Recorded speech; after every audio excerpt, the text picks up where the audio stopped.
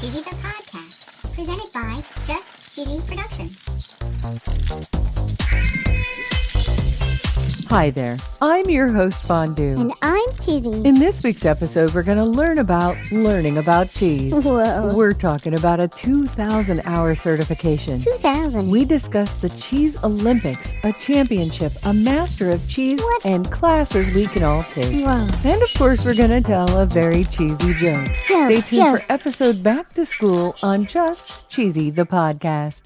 So, Cheesy, how many hours do you think it takes to become a certified cheese professional? 10. Nope. 20. Oh, you're not even in the ballpark. 50. 2,000. 2,000. That's right. 2,000 hours before you're even allowed to take the test. Why? So if you want to become a cheese professional, there is an entire education system behind the cheese counter. There is? And most of us don't have any clue. Yeah. We've talked about this before, but a cheesemonger is someone who sells cheese. That's right. And that seems pretty simple. Yeah. But there's a lot more to it than that. There is? That person called a monger who sells you cheese, Yeah. they have to know things like where it came from. They do? They have to know things like who made it, They do? how long it was aged, what it pairs with, how to cut it, Really? and how to do that without wasting any of it. Wow. And then there's the salesy part of it. They actually is? have to be able to talk to the customer and understand them well enough to give them something that they're actually going to like Oh, yeah. and obviously, hopefully buy. Yeah. According to NPR, Amelia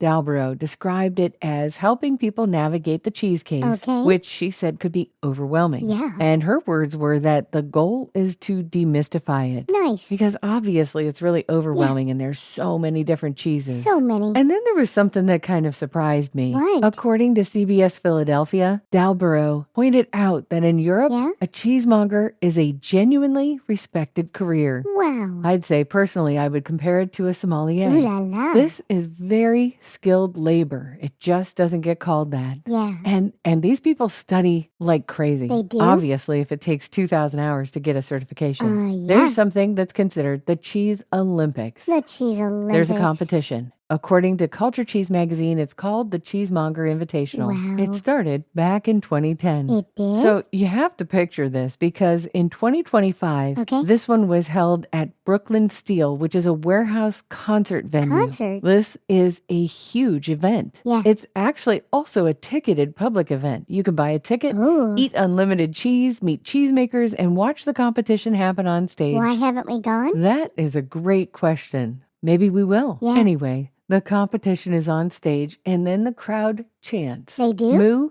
ba, ma.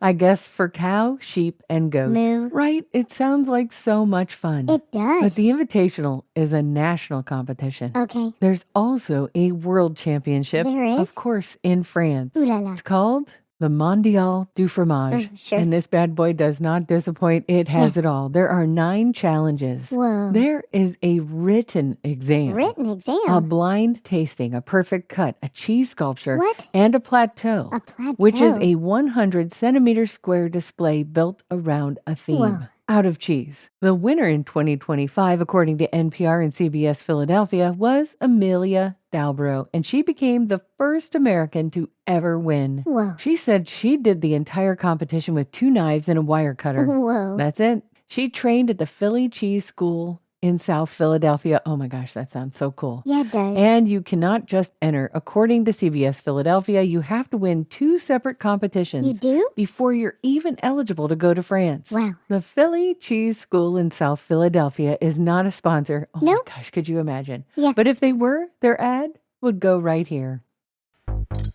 Hi there, it's Fondue. And Cheesy. And this is a call to action. Yeah. We currently do not have a sponsor. Aw. And this is where you come in. Yeah. We're offering a host read ad to fill this 50-second slot. Oh, yeah. If you make cheese, Yeah. if you sell cheese, if you love cheese, I love cheese. if you're a creamery, a dairy, a cheese board company, a cracker or wine company, Whoa. a brand, a business, a podcast, Anyone. or anyone who's ever listened to this podcast about cheese, we're looking for you. We're looking for you. We'll accept money. We'll accept cheese. We'll Cheese. accept money and cheese. A podcast ad spot. It's your chance to get creative. Especially cheese. This podcast reaches real people who are passionate about cheese. They are. And this 50 seconds could be yours. It could be So yours. reach out to us at info@justcheesy.com to see how you could give cheese a chance. Give cheese a chance. Now, back to the podcast.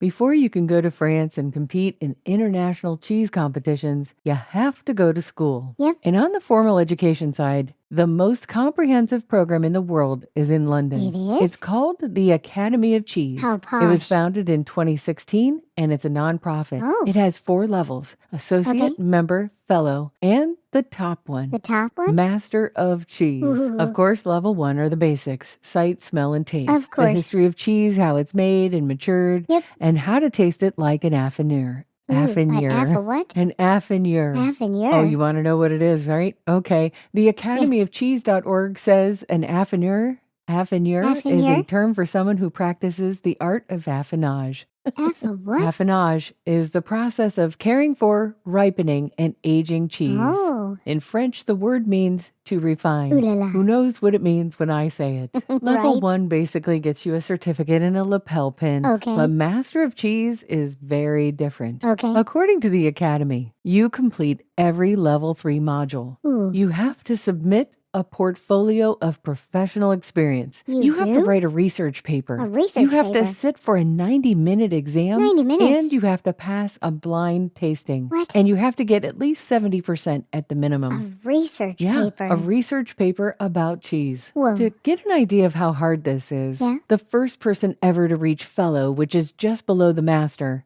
was in 2024, according to Culture Cheese magazine, Wow. and was a woman named Hero Hirsch. She had 15 years at Paxton and Whitfield, one of the oldest cheese shops in Britain. She 15 told the years. mag that every module pushed her knowledge further and highlighted just how much more there is to know. Wow. Back in the U.S., the American Cheese Society runs the certification that everybody wants. They do? An ACS certified cheese professional. Ooh. It takes 2,000 hours of cheese-related work 2,000. and education before you can even sit for the exam. Holy cow. So let's talk about that for a second. That's roughly 50 full-time work weeks just What? to qualify to sit for the exam. Oh my. This thing covers raw ingredients, cheese making, transportation, handling, Whoa. storage, merchandising, pairing, and serving. Transportation. Yep, transportation. They have to learn about temperature and timing Oh. and what survives in a truck and what does not. Oh, my. That's all part of the test. It is? They offer another certification called the Certified Cheese Sensory Evaluator. Ooh. That exam is 3 hours long. 3 hours. Here's some information about this test. Okay. It says here, each candidate will be provided with 12 cheeses. Wow. They must evaluate the appearance, texture, and aroma or flavor of each cheese Wow. using a refined list of attributes Okay. corresponding to a category of cheese. Huh. I mean, it sounds fun to be a taster, but this test sounds terrible. Yeah, it does. Each candidate will be provided with 10 different prepared solutions, Oh, each my. providing a unique aroma found in the cheese. Okay. The candidates must identify these attributes by smell or olfactory assessment. Whoa. Geez Louise, the scoring system for this test is based on a method used by the American Dairy Science Association's Collegiate Dairy Products Evaluation Contest, Whoa. wherein each cheese is first evaluated by a team of expert judges using an authorized list of What? descriptors to set a baseline evaluation against which the test takers' evaluations will be compared.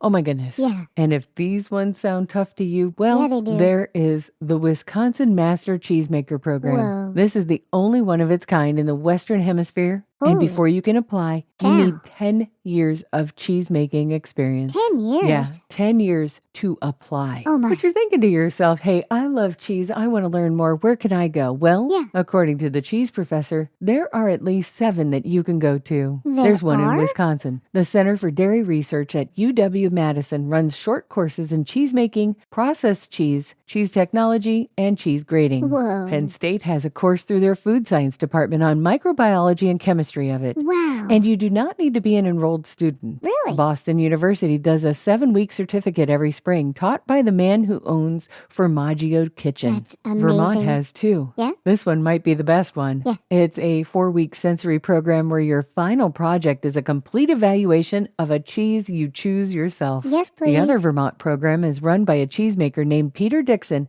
at Parish Hill Creamery. Ooh. And one of his workshops is entirely about affinage. And then, of what? course, there is Murray's Cheese Boot Camp. Ooh. They run a weekend seminar covering chemistry, geography, cutting, Fun. and of course, pairing. Oh, my. That one sounds right up my alley. I'm ready for a joke, Fondue. Okay, Why did fresh cheese drop out of school? I don't know why. Because it was too immature. Get it? Because it was too immature? I get it. It was silly. Oh, it was silly and a little bit cheesy.